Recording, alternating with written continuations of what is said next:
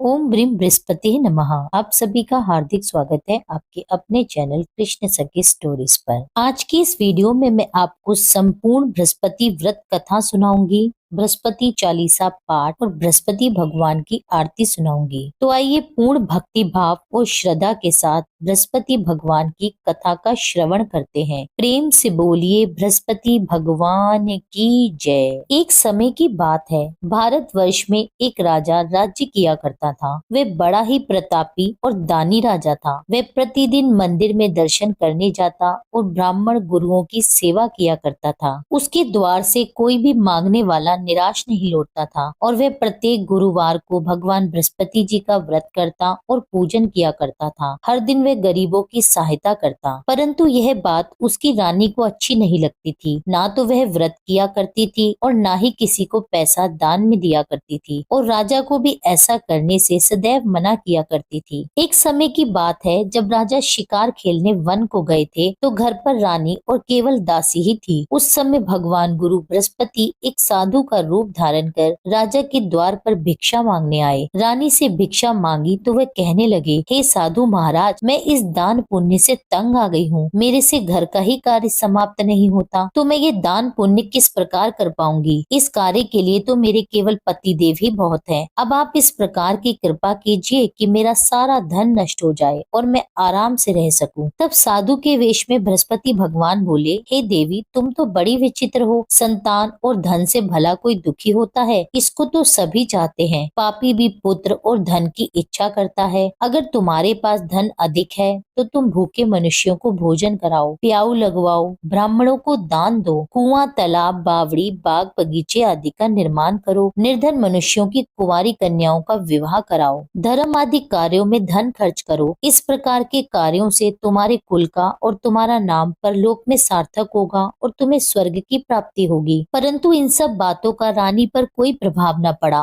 वे कहने लगी, हे साधु महाराज, मुझे ऐसे धन की आवश्यकता नहीं जिसको मैं और मनुष्यों को दूं और जिसको संभालने में मेरा सारा समय नष्ट हो जाए। साधु महाराज ने कहा, देवी, तुम्हारी ऐसी इच्छा है तो ऐसा ही होगा। मैं तुम्हें जैसा बताता हूँ तुम वैसा ही करना। बृहस्पतिवार के दिन घर को गोबर से लीपना, अपने बालों को धोना और बाल धोते समय स्नान करना, भोजन में मांस मदिरा खाना, कपड़ा धोबी के यहाँ धुलने को डालना। इस प्रकार 7 बृहस्पतिवार करने से तुम्हारा सब धन नष्ट हो जाएगा। यह कहकर वे साधु महाराज वहाँ से अंतर ध्यान हो गए। रानी ने साधु के कहने के अनुसार ही किया। 3 बृहस्पतिवार ही बीते थे कि उसकी समस्त धन संपत्ति नष्ट हो गई और भोजन के लिए दोनों समय परिवार तरसने लगा तथा सांसारिक भोगों से दुखी रहने लगा। तब वह राजा रानी से कहने लगा, हे रानी, तुम यहाँ पर रहो, मैं दूसरे देश को जाता हूँ, क्योंकि यहाँ पर मुझे सभी मनुष्य जानते हैं, इसलिए मुझे कोई कार्य नहीं देगा। देश चोरी परदेश भिक्षा बराबर है। ऐसा कहकर राजा परदेश चला गया। वहाँ जंगल में जाता, लकड़ी काट कर लाता और शहर में बेचता। इस तरह वह अपने दिन व्यतीत करने लगा। इधर राजा के बिना रानी और दासी दुखी रहने लगे।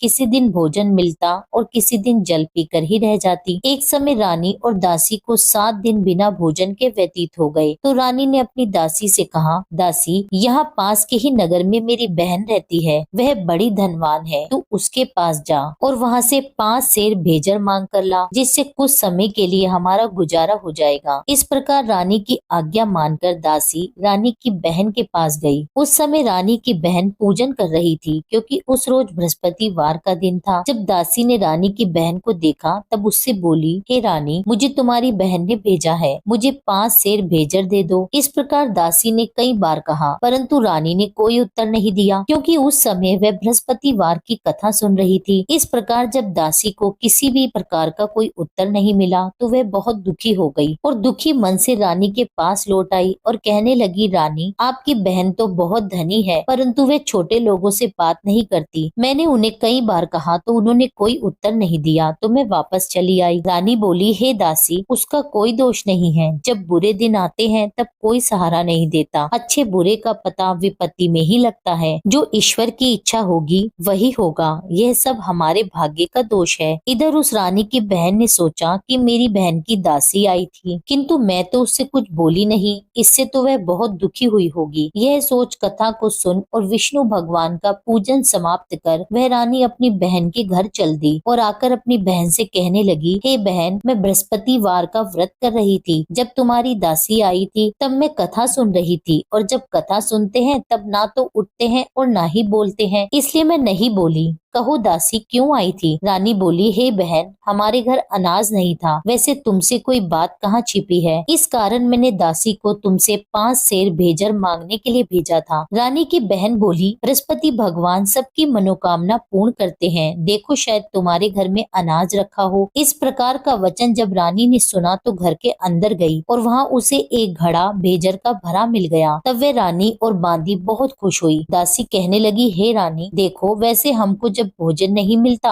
तो हम रोज ही व्रत करते हैं, अगर इनसे व्रत की विधि और कथा पूछ ली जाए तो हम उसे किया करेंगे। तब उस रानी ने अपनी बहन से पूछा, हे बहन, बृहस्पतिवार के व्रत के क्या नियम है? तब रानी की बहन ने बताया, बृहस्पतिवार के व्रत में चने की दाल और मुनक्का से विष्णु भगवान का केले की जड़ में पूजन करें तथा दीपक जलाएं और पीला भोजन करें और कथा सुने। इस प्रकार नियम पूर्वक करने से गुरु बृहस्पति भगवान प्रसन्न होते हैं, अन्न पुत्र धन देते हैं और सभी की मनोकामनाएं पूर्ण करते हैं। इस प्रकार रानी और दासी दोनों ने ही निश्चय किया कि हम बृहस्पति भगवान का पूजन किया करेंगे। 7 रोज बाद जब बृहस्पतिवार आया तो उन्होंने व्रत रखा। घुड़साल में जाकर चना और गुड़ बीन लाई तथा उसकी दाल से केले के जड़ का तथा भगवान विष्णु का पूजन किया। अब पीला भोजन कहाँ से आए? दोनों बड़ी दुखी हुई। उन्होंने व्रत किया था, इस कारण बृहस्पति भगवान उनसे प्रसन्न थे। 2 थालियों में सुंदर पीला भोजन लेकर आए और दासी को देकर बोले, हे दासी, ये तुम्हारे और तुम्हारी रानी के लिए भोजन है, तुम दोनों भोजन कर लेना।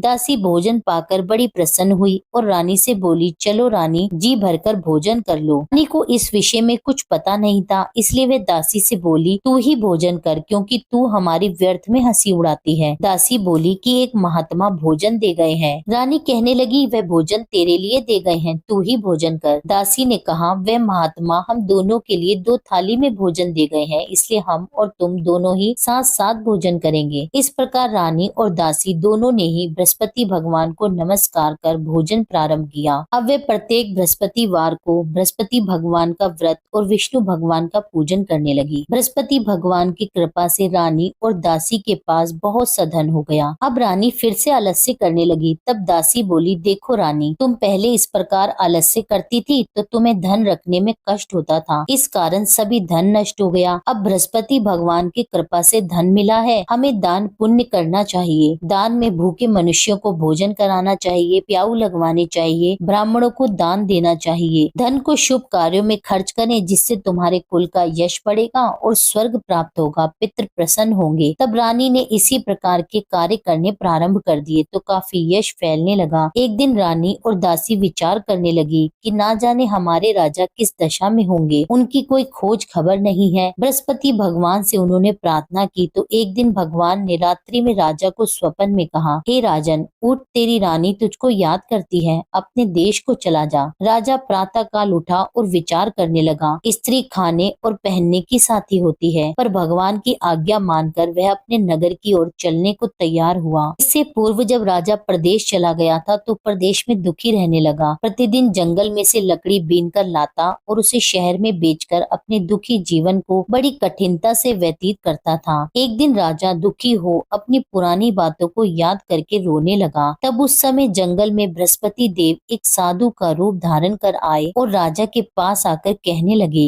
लकड़हारे, तुम इस सुनसान जंगल में किस चिंता में बैठे हो, मुझे बताओ। यह सुनकर राजा की आंखों में जल भर आया और साधु की वंदना कर बोले, हे प्रभु, आप सब कुछ जानने वाले हो। इतना कहकर साधु को अपनी कहानी सुना दी। महात्मा दयालु होते हैं वे राजा से बोले, हे राजन, तुम्हारी स्त्री ने बृहस्पति देव का अपमान किया था, जिस कारण तुम्हारी यह दशा हुई। अब तुम किसी प्रकार की चिंता मत करो, भगवान तुम्हें पहले से भी अधिक धन देंगे। देखो, तुम्हारी स्त्री ने बृहस्पतिवार का व्रत प्रारंभ कर दिया है और तुम मेरा कहना मानकर बृहस्पतिवार का व्रत करके चने की दाल और गुड़ को जल के लोटे में डालकर केले का पूजन करो, कथा कहो और सुनो। भगवान तुम्हारी सारी मनोकामनाओं को पूर्ण करेंगे। साधु को प्रसन्न देखकर राजा बोला, हे प्रभु, मुझे लकड़ी बेचकर इतना पैसा नहीं मिलता जिससे भोजन करने के उपरांत कुछ बचा सकूं। मैंने रात्रि में अपनी रानी को व्याकुल देखा है। मेरे पास कुछ नहीं है जिससे उसकी खोज खबर मंगा सकूं। फिर मैं बृहस्पति देव की कौन सी कथा कहूँ, यह भी मुझको पता नहीं है। साधु ने कहा, हे राजन, तुम किसी बात की चिंता मत करो। बृहस्पतिवार के दिन रोजाना की तरह लकड़ियां लेकर शहर को जाओ। तुमको रोज से दुगना धन प्राप्त होगा, जिससे तुम भली भांति भोजन कर लोगे और बृहस्पति भगवान के पूजन की सामग्री भी आ जाएगी। साधु बोले, बृहस्पति भगवान की कथा इस प्रकार है। प्राचीन काल में एक ब्राह्मण था। वह बहुत ही निर्धन था। उसके कोई संतान नहीं थी। वह नित्य नियम से पूजा पाठ करता, परंतु उसकी स्त्री बहुत मलिनता के साथ रहती थी। वह ना तो स्नान करती और ना ही किसी देवता का पूजन करती। प्रातः काल उठते ही सबसे पहले भोजन करती, बाद में कोई अन्य कार्य करती थी। इससे ब्राह्मण देवता बड़े दुखी थे। बेचारे बहुत कुछ कहते थे, किंतु उसका कोई परिणाम न निकलता। भगवान की कृपा से ब्राह्मण की स्त्री के कन्या रूपी रत्न पैदा हुई और वह कन्या अपने पिता के घर में बढ़ने लगी। वह बालिका प्रातः स्नान करके भगवान विष्णु का जाप करने लगी, बृहस्पतिवार का व्रत करने लगी। अपने पूजा पाठ को समाप्त करके वह स्कूल को जाती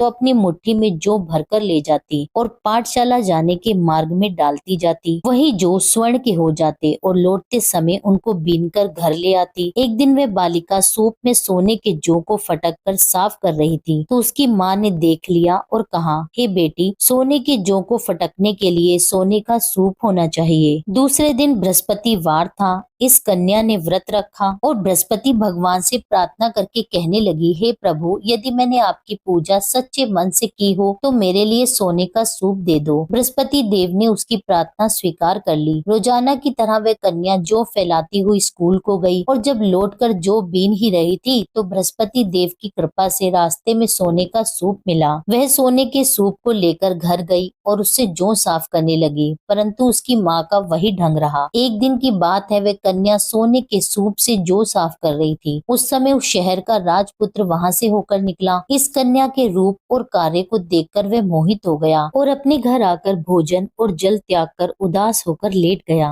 राजा को जब इस बात का पता लगा तो वह अपने मंत्रियों के साथ अपने पुत्र के पास गए और बोले, हे पुत्र, तुम्हें किसी बात का कष्ट है? किसी ने तुम्हारा अपमान किया है क्या, या कोई और कारण है? सो कहो, मैं वही कार्य करूंगा जिससे तुम्हें प्रसन्नता हो। राजकुमार ने अपने पिता की बातें सुनी तो वह अपने पिता से कहने लगे, हे पिताजी, आपकी कृपा से मुझे किसी बात का दुख नहीं है और ना ही किसी ने मेरा अपमान किया है, परंतु मैं उस लड़की के साथ विवाह करना चाहता हूँ जो सोने के सूप में जौ साफ कर रही थी। यह सुन राजा भी आश्चर्य में पड़ गया और बोला, पुत्र, तुम इस तरह की कन्या का पता लगाओ, मैं उसके साथ तुम्हारा विवाह अवश्य करवा दूंगा। राजकुमार ने अपने पिता के वचन सुनने के पश्चात उस लड़की के घर का पता बतलाया। राजकुमार के बताए पते के अनुसार मंत्री उस लड़की के घर गए और ब्राह्मण कन्या का विवाह राजकुमार के साथ संपन्न करवाया। कन्या के घर से जाते ही पहले की भांति उस ब्राह्मण देवता के घर में गरीबी का वास हो गया। अब भोजन के लिए भी अन्न बड़ी मुश्किल से मिलता था। एक दिन दुखी होकर ब्राह्मण देवता अपनी पुत्री के पास गए। बेटी ने पिता को दुखी देखकर अपनी माँ का समाचार पूछा।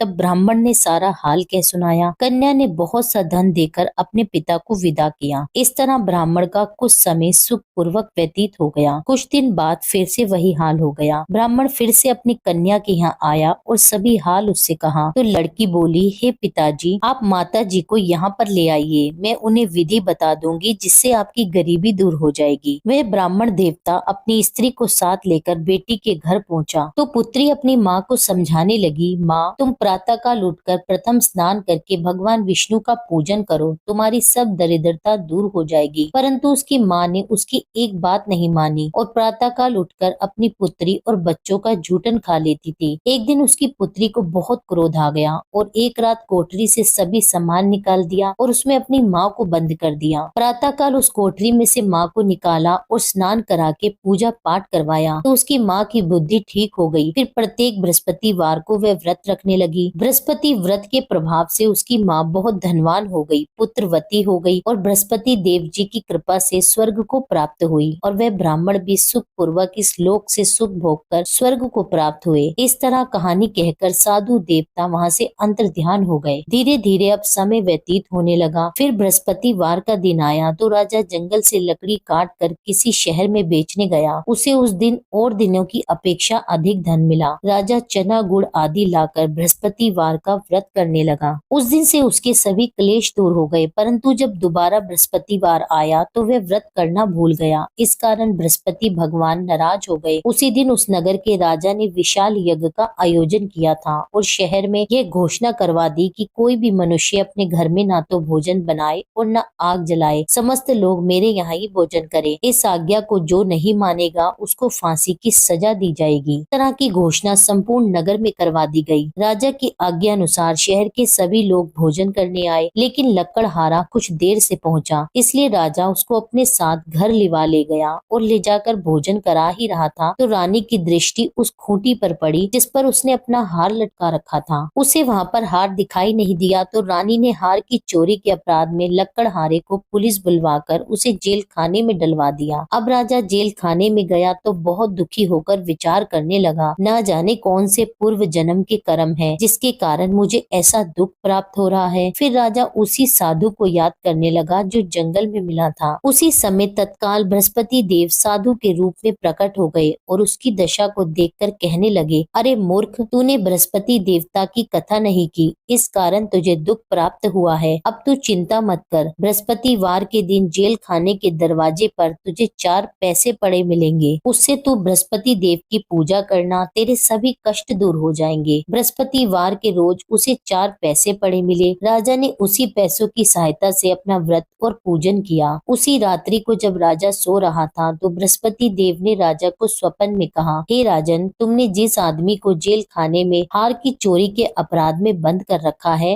वह निर्दोष है, वह राजा है, उसे छोड़ देना। रानी का हार उसी खूंटी पर लटका हुआ है, अगर तू ऐसा नहीं करेगा तो मैं तेरे राज्य को नष्ट कर दूंगा। राजा प्रातः काल उठा तो रानी का हार खूंटी पर टंगा देखकर लकड़हारे को बुलाकर उससे क्षमा मांगी तथा राजा को योग्य सुंदर वस्त्र आभूषण देकर विदा किया। भगवान बृहस्पति देव की आज्ञा अनुसार राजा अपने नगर को चल दिया। राजा जब नगर के निकट पहुंचा तो उसे बड़ा ही आश्चर्य हुआ। नगर में पहले से भी अधिक बाग, तालाब, कुएं, मंदिर तथा बहुत सी धर्मशाला बने हुए थे। राजा ने पूछा कि यह किसका बाग और धर्मशाला है। तब नगर के सब लोग कहने लगे कि यह सब रानी और दासी का है। तो राजा को बड़ा आश्चर्य भी हुआ और गुस्सा भी आया। जब रानी ने यह खबर सुनी कि राजा आ रहे हैं तो उसने अपनी दासी से कहा, हे दासी, देख राजा हमें कितनी बुरी दशा में छोड़ गए थे, वह हमारे ऐसे हालात देखकर कहीं लौट न जाए, इसलिए तू द्वार पर ही खड़ी हो जा। रानी की आज्ञा सुनकर दासी द्वार पर ही खड़ी हो गई। जब राजा आए तो उन्हें अपने साथ लिवा लाई। तब राजा ने क्रोध करके अपनी तलवार निकाली और पूछने लगा, यह बताओ तुम्हें यह धन कैसे प्राप्त हुआ। तब रानी ने कहा कि यह सब धन बृहस्पतिवार के व्रत के प्रभाव से मिला है। तब राजा ने निश्चय किया कि 7 रोज बाद तो सभी बृहस्पति देव का पूजन करते हैं, परंतु मैं रोजाना दिन में 3 बार कहानी कहा करूंगा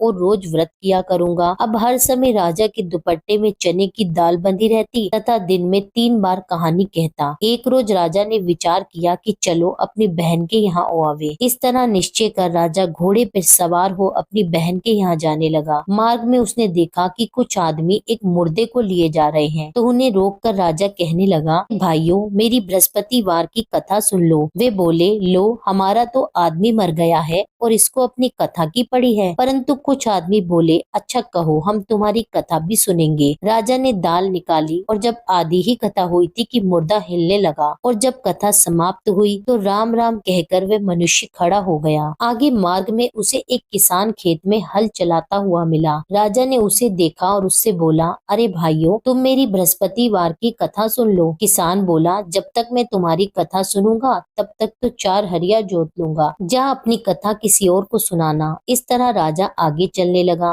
राजा के हटते ही बैल पछाड़ खाकर गिर गए तथा किसान के पेट में बहुत जोर से दर्द होने लगा। उस समय उसकी माँ रोटी लेकर आई थी। उसने जब यह देखा तो अपने पुत्र से सब हाल पूछा और बेटे ने सभी हाल अपनी माँ से कह दिया। तो बुढ़िया दौड़ी दौड़ी राजा के पास गई और उससे बोली, मैं तेरी कथा सुनूंगी, तू अपनी कथा मेरे खेत पे चलकर कहना। राजा ने बुढ़िया के खेत पर जाकर कथा कही, जिसके सुनते ही वे बैल खड़े हो गए और किसान के पेट का दर्द भी बंद हो गया। राजा जब अपनी बहन के घर पहुंच गया, बहन ने भाई की खूब मेहमानी की। दूसरे रोज प्रातःकाल राजा जगा तो वह देखने लगा कि सब लोग भोजन कर रहे हैं। राजा ने अपनी बहन से कहा कि कोई ऐसा मनुष्य है जिसने भोजन नहीं किया हो और मेरी बृहस्पतिवार की कथा सुन ले। बहन बोली, भैया, यह देश ऐसा ही है, पहले यहाँ लोग भोजन करते हैं, बाद में अन्य कोई कार्य करते हैं। अगर कोई पड़ोस में हो तो देखाऊं। वह ऐसा कहकर देखने चली गई, परंतु उसे कोई भी ऐसा व्यक्ति नहीं मिला जिसने भोजन न किया हो। अंत में वह एक कुम्हार के घर गई, जिसका लड़का बहुत बीमार था। उसे पता लगा कि उनके यहाँ 3 रोज से किसी ने भोजन नहीं किया है। रानी ने कुम्हार से कहा कि वह उसके भाई की कथा सुन ले। कुम्हार तैयार हो गया। राजा ने जाकर बृहस्पतिवार की कथा कही, जिसको सुनकर उसका लड़का ठीक हो गया। अब तो राजा की प्रशंसा होने लगी। एक दिन राजा ने अपनी बहन से कहा,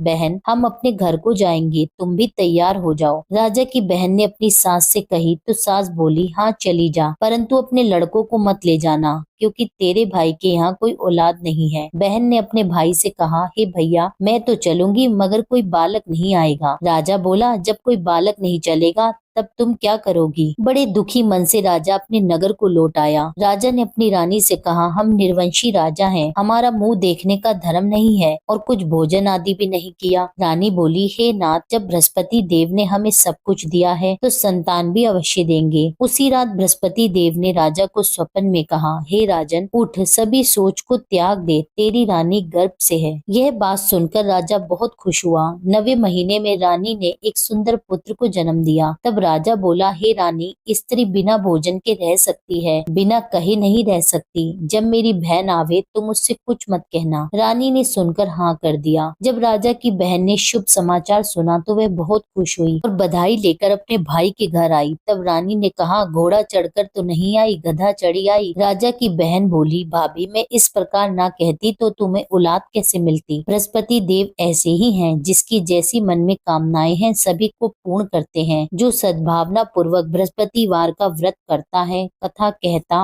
और पढ़ता और सुनता है और दूसरों को सुनाता है, बृहस्पति देव उसकी सभी मनोकामनाएं पूर्ण करते हैं। भगवान बृहस्पति देव उनकी सदैव रक्षा करते हैं। संसार में जो भगवान बृहस्पति जी का पूजन व्रत सच्चे हृदय से करता है, उसकी समस्त मनोकामनाएं पूर्ण होती हैं। जैसी सच्ची भावना से रानी और राजा ने बृहस्पति भगवान की कथा का गुणगान किया तो उनकी सभी इच्छाएं बृहस्पति भगवान जी ने पूरी की। इसलिए सबको कथा कहने सुनने के बाद प्रसाद लेकर जाना चाहिए। हृदय से उनका मनन करते हुए जयकारा बोलना चाहिए। प्रेम से बोलिए, श्री बृहस्पति भगवान की जय, विष्णु भगवान की जय। अब सुनिए बृहस्पति चालीसा पाठ। प्रणाऊ प्रथम गुरु चरण, बुद्धि ज्ञान गुण खान, श्री गणेश शारद सहित बसो हृदय में आन। अज्ञानी मति मंद में, हे गुरु स्वामी सुजान, दोषों से मैं भरा हुआ तुम हो कृपा निधान। जय नारायण जय निखिलेश्वर, विश्व प्रसिद्ध अखिल तंतेश्वर, यंत्र मंत्र विज्ञान के ज्ञाता, भारत भू के प्रेम प्रणेता। जब जब हुई धर्म की हानि, सिद्धाश्रम ने पठाई ज्ञानी, सच्चिदानंद गुरु के प्यारे, सिद्ध आश्रम से आप पधारे। उच्च कोटि के ऋषि मुनि स्वेच्छा, ओए करन धर्म की रक्षा, अब अब की बार आपकी बारी, त्राहि त्राहि है धरा पुकारी। मरुंधर प्रांत खरंटिया ग्रामा, मुल्तान चंद पिता कर नामा। शेष शाही सपने में आए, माता को दर्शन दिखलाए। रूपा देवी मातु अति धार्मिक, जन्म भयो शुभ 21 तारीख। जन्म दिवस तिथि शुभ, साधक की पूजा करते आराधक की। जन्म वृतंत सुनाए नवीना, मंत्र नारायण नाम करि दीना। नाम नारायण भव भय हारी, सिद्ध योगी मानव तन धारी। ऋषिवर ब्रह्म तेज से उर्जित, आत्म स्वरूप गुरु गौर वंदित। एक बार संग सखा भवन में, करी स्नान लगे चिंतन में। चिंतन करत समाधि लगाई, सुध बुधहीन भय अनुरागी। पूर्ण करी संसार की रीति, शंकर जैसे बने गृहस्थी। अद्भुत संगम प्रभु माया का, अवलोकन है विधि छाया का। युग युग से भव बंधन रीति, जहाँ नारायण वाही भगवती। सांसारिक मन हुए अति गलानी, तब हिमगिरी गमन की ठानी। 18 वर्ष हिमालय घूमे, सर्व सिद्धिया गुरु पग चूमे। त्याग अटल सिद्धाश्रम आसन, कर्म भूमि आए नारायण। धरा गगन ब्राह्मण में गूंजी, जय गुरुदेव साधना पूंजी। धर्म धर्म हित शिविर पुरोधा, कर्म क्षेत्र के अतुलित योधा। हृदय विशाल शास्त्र भंडारा, भारत का भौतिक उजियारा। 156 ग्रंथ रचयिता, सीधी साधक विश्व विजेता। प्रिय लेखक प्रिय गूढ़ प्रवक्ता, भूत भविष्य के आप विधाता। आयुर्वेद ज्योतिषी के सागर, षोडश कला युक्त परमेश्वर। रतन पार की विघ्न हरंता, सन्यासी अन्यतम संता। अद्भुत चमत्कार दिखलाया, पारद का शिवलिंग बनाया। वेद पुराण शास्त्र सब ज्ञाते, पारेश्वर दुर्लभ कहलाते। पूजा कर नित्य ध्यान लगावे, जो नर सिद्धाश्रम में जावे। चारों वेद कंठ में धारे, पूजनीय जन जन के प्यारे। चिंतन करत मंत्र जब गाए, विश्वामित्र वशिष्ठ बुलाए। मंत्र नमो नारायण साचा, ध्यानत भागत भूत पिचाशा। प्रात कल करहि निखिलायन, मन प्रसन्न नित तेजस्वी तन। निर्मल मन से जो भी ध्यावे, रिद्धि सिद्धि सुख संपत्ति पावे। पथ करहि नित जो चालीसा, शांति प्रदान करहि योगी सा। अष्टोत्तर शत पाठ करत जो, सर्व सिद्ध्या पावत जन सो। श्री गुरु चरण की धारा, सिद्ध आश्रम साधक परिवारा। जय जय जय आनंद के स्वामी, बारंबार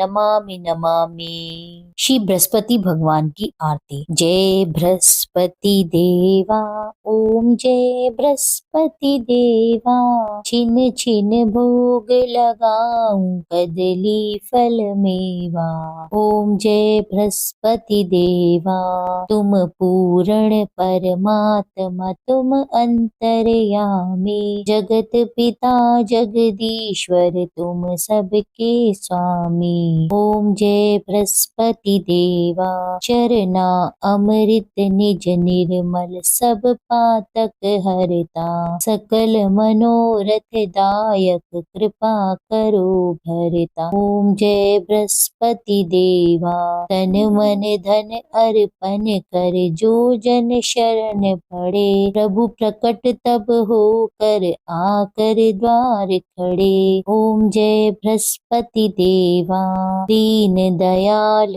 दयानिधि, भक्तन हितकारी। पाप दोष सब हरता, भव बंधन हारी। ओम जय बृहस्पति देवा, सकल मनोरथ दायक, सब संशय तारी। विष विकार मिटाओ, संतन सुखकारी। ओम जय बृहस्पति देवा, जो कोई आरती तेरी प्रेम सहित गावे। जेठानन आनंद कर, सो निश्चय पावे। ओम जय बृहस्पति देवा, जय बृहस्पति देवा। स्वामी जय बृहस्पति देवा, छिन छिन भोग लगाऊं, कदली फल मेवा। ओम जय बृहस्पति देवा। आशा करती हूँ यह वीडियो आपको पसंद आई होगी। कथा आपको पसंद आई हो, वीडियो अच्छी लगी हो तो वीडियो को लाइक जरूर करें, वीडियो पर कमेंट करें, भगवान बृहस्पति देव की जय लिखिए और जिन भी लोगों ने अभी तक मेरे चैनल को सब्सक्राइब ना किया हो उनसे मेरा अनुरोध है कि चैनल को सब्सक्राइब कर लें। मिलती हूँ आपसे एक अगली वीडियो में, जब तक के लिए जय श्री राधे।